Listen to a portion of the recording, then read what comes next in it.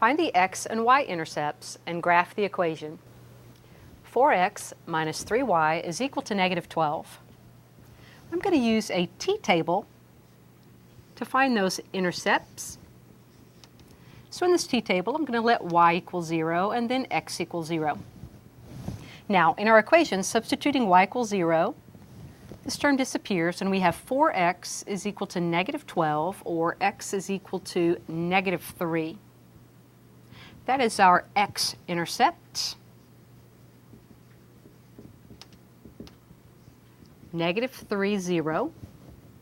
Now, substituting 0 for x in our equation makes this first term disappear, leaving negative 3y is equal to negative 12, or y is equal to 4. Thus, our y-intercept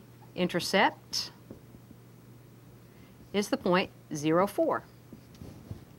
Now let's plot these points.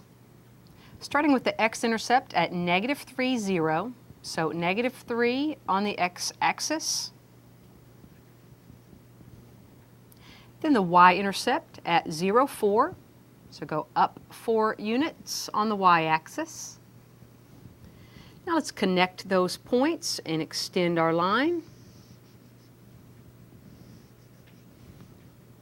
So here we have the graph of 4x minus 3y is equal to negative 12. We have an x-intercept at negative 3, 0 and a y-intercept at 0, 4.